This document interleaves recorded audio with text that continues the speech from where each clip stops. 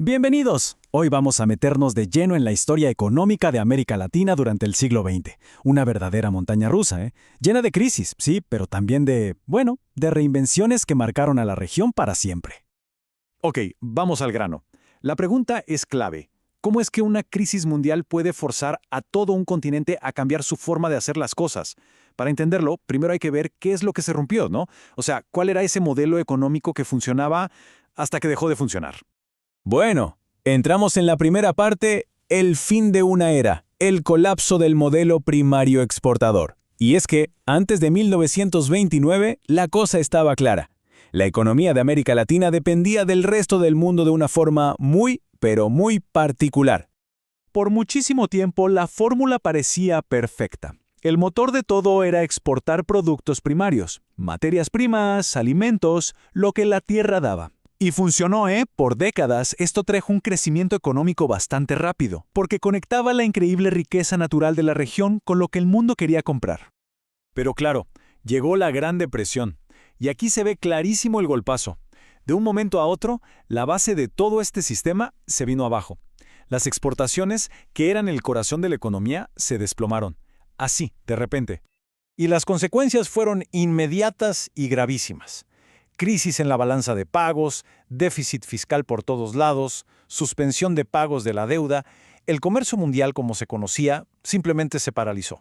O sea, el golpe de la depresión y luego encima la Segunda Guerra Mundial no dejaron otra opción. Había que pensar en algo completamente diferente. Y esa es la respuesta a la crisis, la gran apuesta industrial. Si el mundo de afuera ya no era una opción fiable, la única salida era mirar hacia adentro. Y así arranca una nueva era, una donde la industria y el Estado se vuelven los grandes protagonistas. El concepto clave de esta nueva etapa fue la sustitución de importaciones. La idea, en el fondo, es bastante directa, pero para ese momento fue algo totalmente revolucionario. En vez de comprar cosas de afuera, ¿por qué no las producimos nosotros mismos, aquí en casa? Y para que esto funcionara, hacían falta dos pilares. Uno, fomentar la industrialización a toda costa, verla como el camino al desarrollo. Y dos, y esto es fundamental, que el Estado se metiera de lleno en la economía y en la vida social. O sea, no era solo poner fábricas, era un cambio de paradigma total sobre el papel del gobierno. Muy bien, entonces, ¿cómo se llevó a la práctica todo esto? Porque no fue algo que pasó de la noche a la mañana. Veamos las distintas fases de este modelo de industrialización que fue dirigido por el Estado.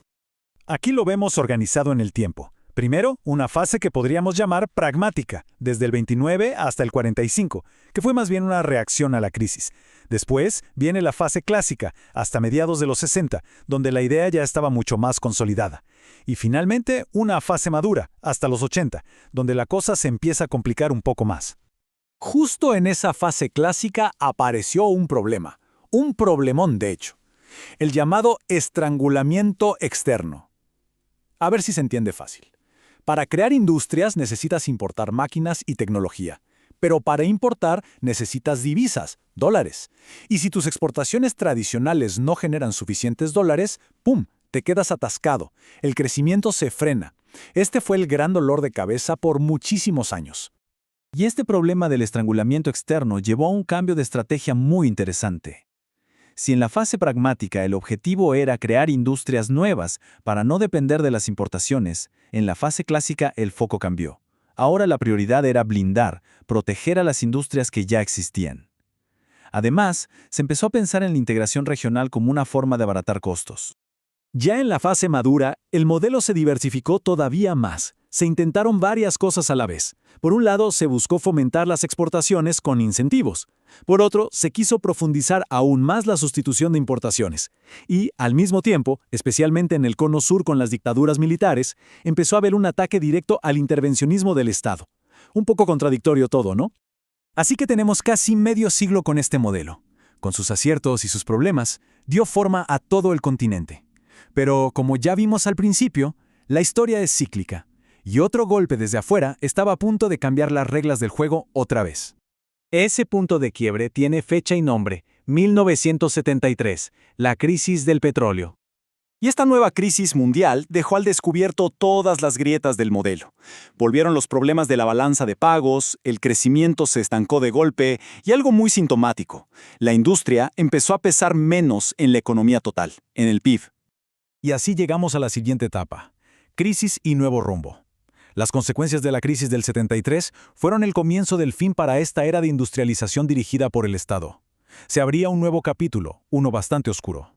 Este nuevo capítulo estuvo marcado por la crisis de la deuda, que fue brutal para toda la región. Esto inauguró lo que hoy conocemos como la década perdida, los años 80, un periodo de estancamiento económico del que fue muy difícil salir. Para el final de esa década ya era evidente que el modelo se había agotado. Y no solo por los shocks externos, sino por problemas internos muy profundos. Por ejemplo, la incapacidad de generar tecnología propia, la debilidad de las propias industrias, la falta de una verdadera integración regional. El motor simplemente ya no daba para más. Y esta cita de Bertola y Ocampo lo resume muy bien. Dicen que con el tiempo surgió en Latinoamérica un modelo mixto, que combinaba la sustitución de importaciones con la promoción de exportaciones y la integración regional. O sea, nunca fue una cosa o la otra de forma pura, sino una mezcla compleja que fue cambiando con el tiempo. Lo que nos deja con la gran pregunta final. Después de un siglo de giros tan drásticos, ¿qué lección económica dejó el siglo XX para Latinoamérica?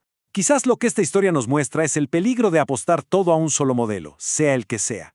Este ciclo de crisis y reinvención parece ser una constante, un desafío que, de alguna manera, sigue muy presente en la región.